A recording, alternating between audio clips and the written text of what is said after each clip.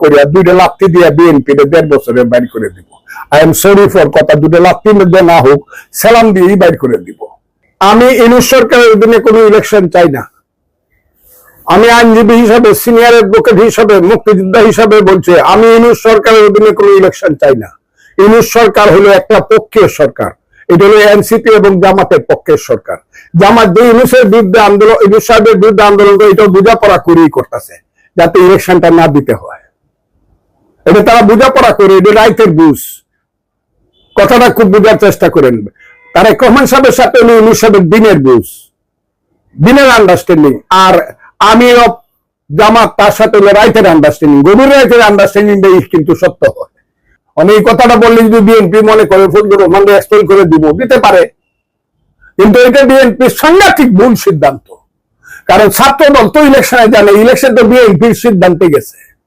1, 2 নম্বর হলো ছাত্র দল 17 বছর যাবত আজকে ছাত্রলীগের অত্যাচারে তারা যখন ক্ষমতায় ছিল, কোনোদিন একদিন হলে যাইতে পারে না, একটা ছেলে হলে নাই, হল তো খালি। আর ছাত্র শিবিরের ছেলেরা গোপনে, আত্মগোপনে মুনাফেক, কি বলবো এটাকে, নাইবা বললাম আমার ছেলেদেরকে মুনাফেক, এখনো আমি এদেরকে মুনাফেক বলতে চাই না, কিন্তু তারা এই আত্মগোপনে গিয়া অনৈতিক ভাবে ছাত্রলীগের ভিতরে ঢুইকা হেলমেট বাহিনী সৃষ্টি করিয়া ওই ছাত্রলীগকে আনপপুলার করিয়া দেশ থেকে তাড়ায় দিয়া এখন যখন তারা চলে গেছে, ছাত্রলীগের নামে তারা নেতৃত্ব করছে সবাই, এই ছেলেটি, বিপি ছেলেটি, জিএস ছেলেটি, জাহাঙ্গীরনগরের সব, এরা যখন সময় পাইছে তখন তারা ওই কারবালার প্রান্তরে দাঁড়ায় বলছে, আমরা তো হইলাম ইয়াজিদের বংশধর।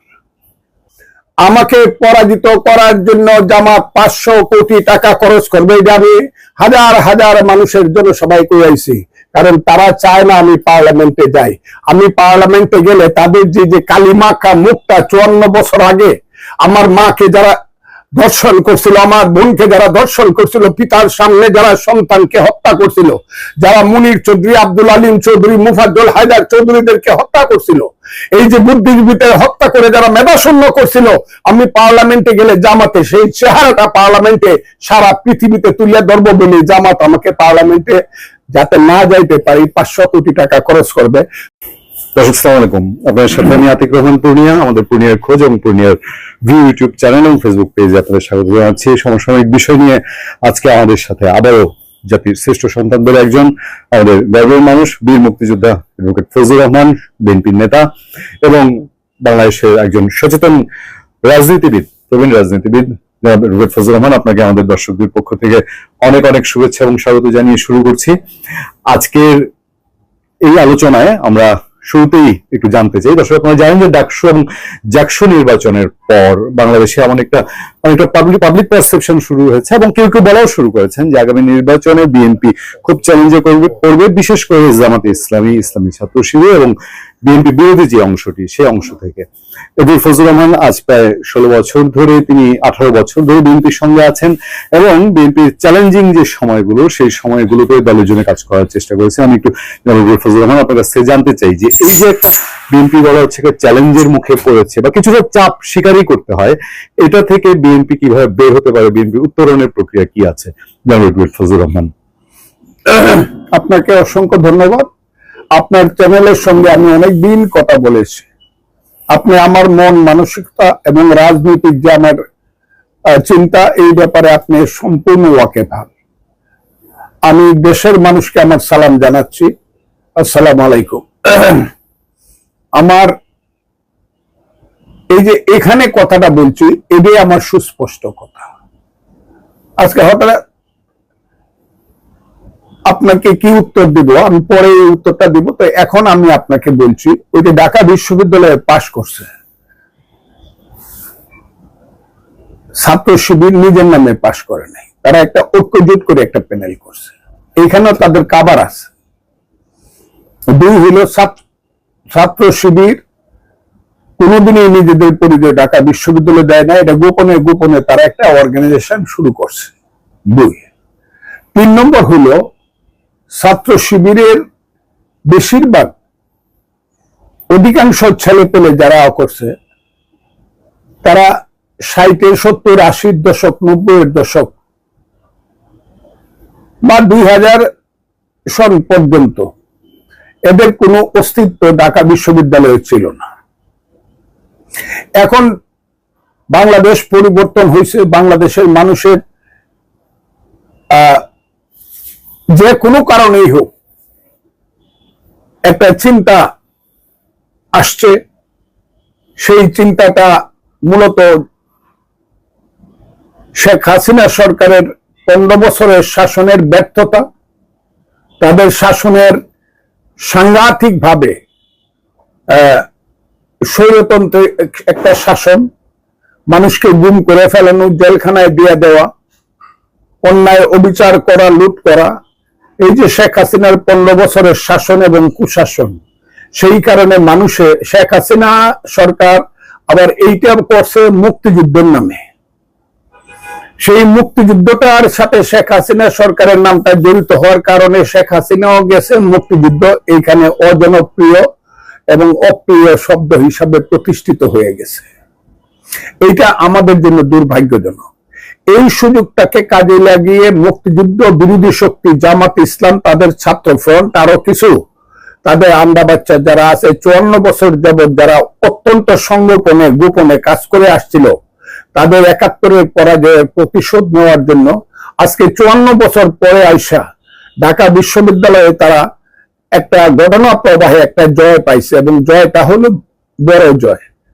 এইটা ঠিক বড় জয়, কিন্তু এই জয়টা ছাত্র সমাজের উপরে জয়, এই জয়টা মানবতার উপরে, মুক্তির উপরে জয়। ঢাকা বিশ্ববিদ্যালয়ের সেই যে চক্ষুষ্মান 1921 সন থেকে যে ঢাকা বিশ্ববিদ্যালয়ের যে চেতনার স্তর, তার উপরে জয় না। এই জয়টা হলো হাটহাজারী মাদ্রাসায় ঢাকা বিশ্ববিদ্যালয়ের মতো ছাত্র আছে।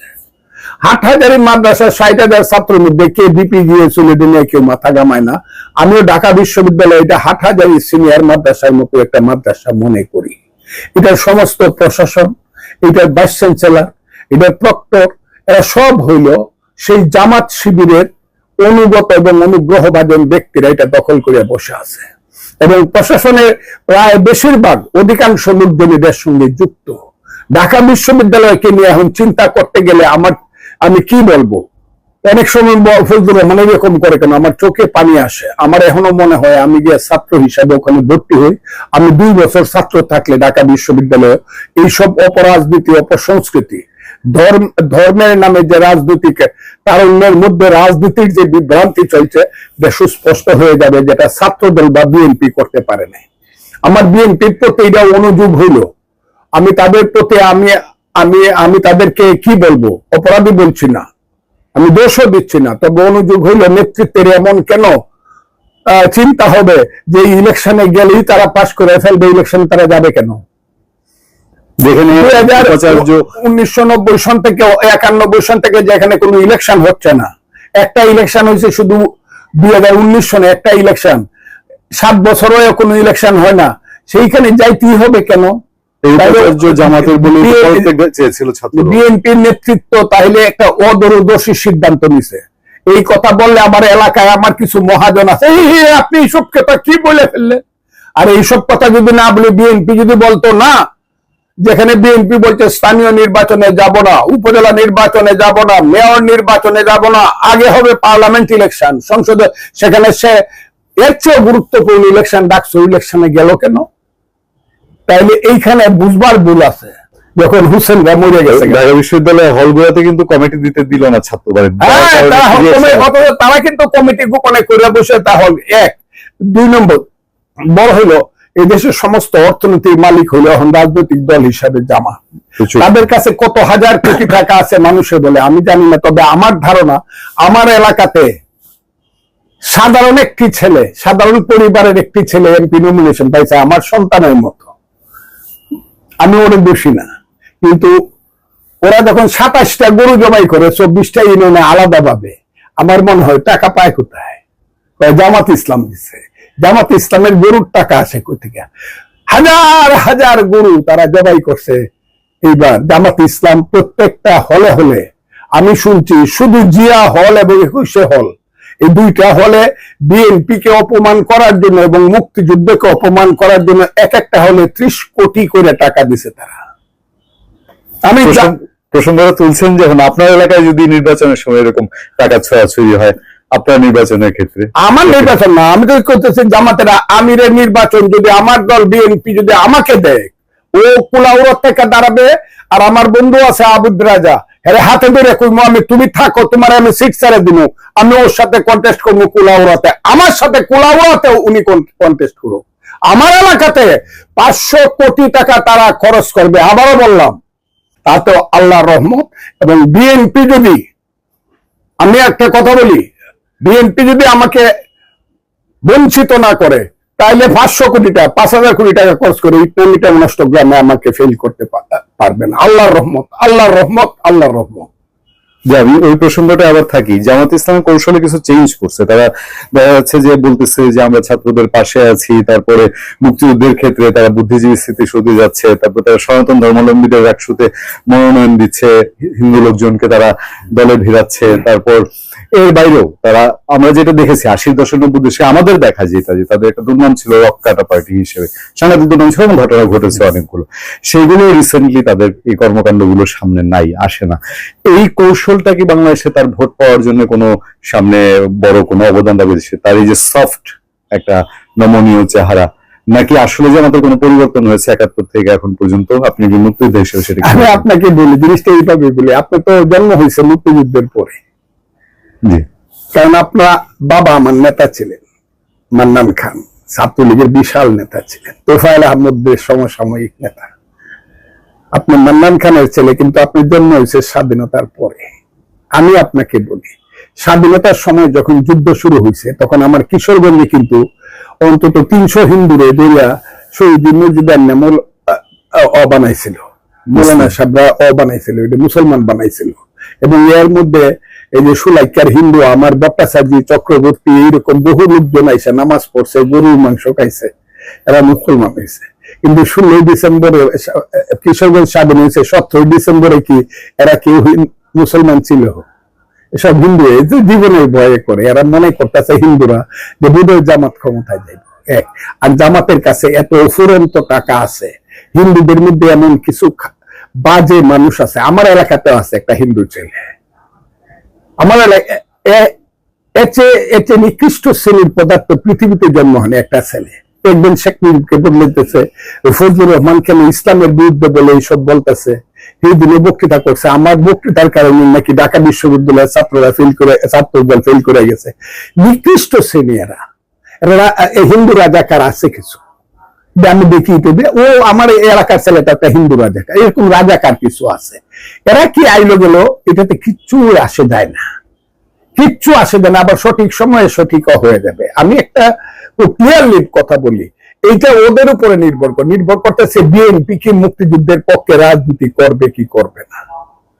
কারণ আওয়ামী লীগ যেখানে মুক্তিযুদ্ধটাকে কলুষিত করে গেছে মুক্তিযুদ্ধের কথা বইলা, কিন্তু মুক্তিযুদ্ধ তো কলুষিত না।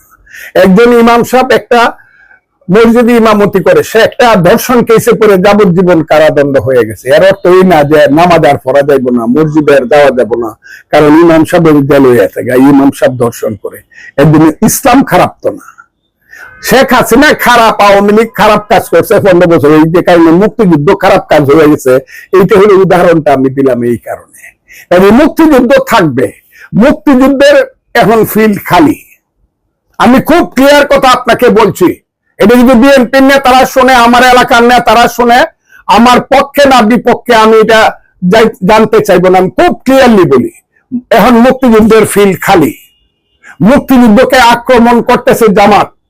বিএনপি যদি মুক্তিযুদ্ধের আক্রমণকে প্রতিহত না করে বলে যে আমরা শহীদ জিয়ার দল, শহীদ জিয়া 1971 27 মার্চ উনি স্বাধীনতার ঘোষণা দিয়ে বলেছিল, I major Zia do here by declare the independence of Bangladesh. পরবর্তী সময় বলছিল on behalf of our great leader Bangabandhu Sheikh Mujibur Rahman. শহীদ জিয়া বিএনপি প্রতিষ্ঠিত করছিল। এটা শহীদ জিয়া নাই, বিএনপি রাজনীতি থাকে না।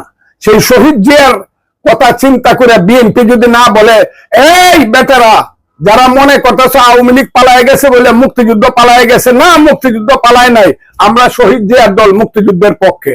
কালকে থেকে আপনি দেখেন ওই যে রাজাকারদের স্বাধীনতা বিরোধীদের মুখ ছোট হয়ে যাবে, এরা রাস্তার কিনারা দেয় তখন হাঁটবে। যদি খালি তারেক রহমান সব বলে আমরা কিন্তু মুক্তিযুদ্ধের পক্ষে, আপনারা সব সাবধান। আমার কথাটা বুঝেন। বিএনপি এই 3 মিনিট বলে মুখ প্রয়োজনে এই সেই জামাত শিবির রাজাকার এই মুহূর্তে বাংলা পার, আবার 4 মিনিট পরে এসে অন্যরা কানাকানি করে এটা করিস না, কইলে পরে রাজাকার ভোট পাইবি না। এইভাবে না, সত্যভাবে বলতে হবে মুক্তিযুদ্ধের কথা। যদি বিএনপি বলে আমি বিশ্বাস করি যে কয় বিএনপি চলে গেছে, বিএনপি পিছনে গেছে। নো, এখনো মনে করি 7 দলীয় আর 6 দলীয় ঐক্য যাই হোক 20টা সিট পাইতে তাদের কষ্ট হবে যদি বিএনপি মুক্তিযুদ্ধের, জিয়াউর রহমানের মুক্তিযুদ্ধের পক্ষে দাঁড়ায়। আর বিএনপি যদি মুক্তিযুদ্ধ করতে পারে কিছু কিছু গলার মাঝে একটু টান পড়ে, তাহলে বুটেও কিন্তু টান পড়বে। আমি কথাটা বলে দিলাম।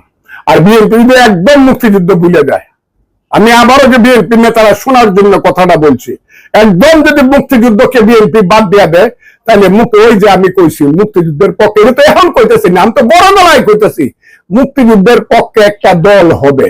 এটা আওয়ামী লীগ না, এটা হাসিনারা যারা ওই যে লন্ডন থেকে যে কালোমুখী নেতারা মন্ত্রী কথা বলে, এরা না। মুক্তিযুদ্ধের পক্ষে কোটি কোটি মানুষ এই দেশে এখনো জীবিত।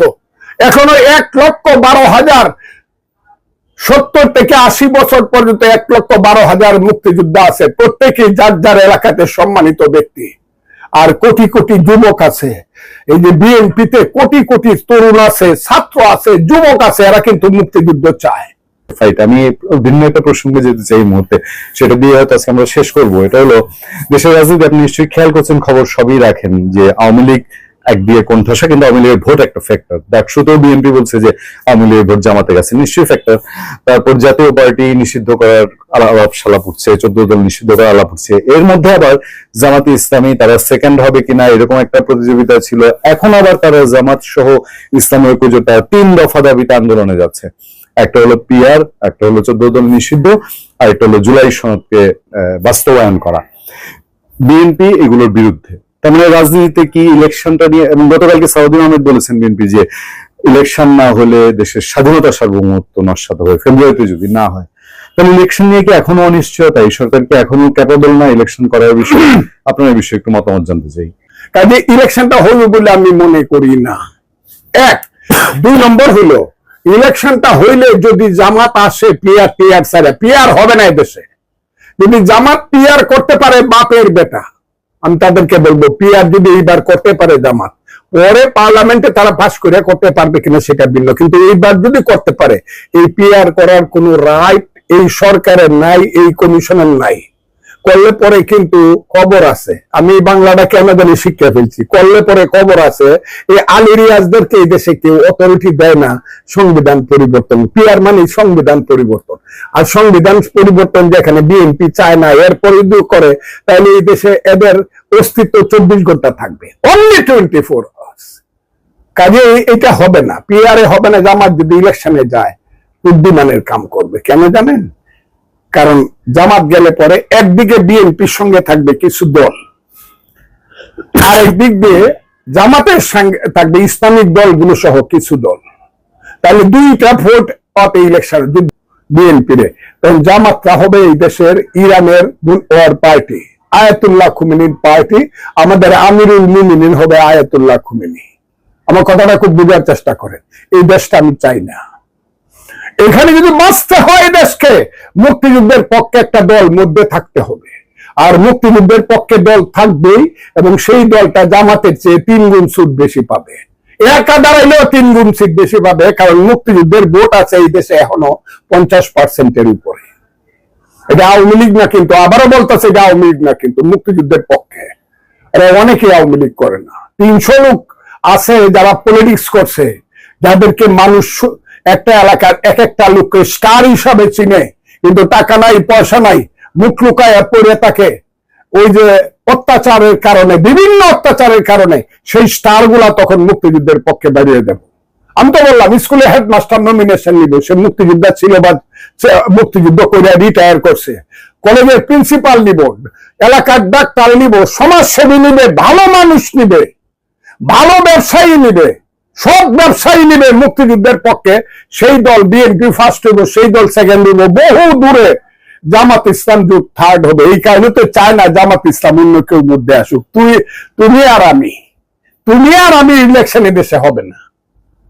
আমি বললাম জাতীয় পার্টি বা 14 দল তাদের নিয়ে যেটা বলে, জাতীয় পার্টিকে আমি সমর্থন করি না। জাতীয় পার্টি একটা চরিত্রহীন পার্টি, রাজনৈতিক ভাবে, ব্যক্তিগত ভাবে। কাদের সাহেব খুব খারাপ মানুষ, এটা আমি বলবো না। কাদের সাহেব ভালো মানুষ, ব্যক্তিগত কাদের সাহেব বা জামাতের অনেক আছে মুক্তিযুদ্ধ করছে, তাদের প্রতি আমার সম্মান। আমি বলছি চরিত্রহীন পার্টি রাজনৈতিক ভাবে, তারাই দেশে ওই যে স্বৈরাচার কথাটা তারাই আনছে। 10টা হুন্ডা, 20টা গুন্ডা, 40টা ডান্ডা, ইলেকশন ঠান্ডার যে এটা শুরু হয়েছে জাতীয় পার্টি। জামাত ইসলামকে আমি ভালো দল মনে করি না। এখন যদি তারা তৌবা করে ভালো, কাদের সব খারাপ মানুষ এটা আমি বলি না, কিন্তু উনি ভালো।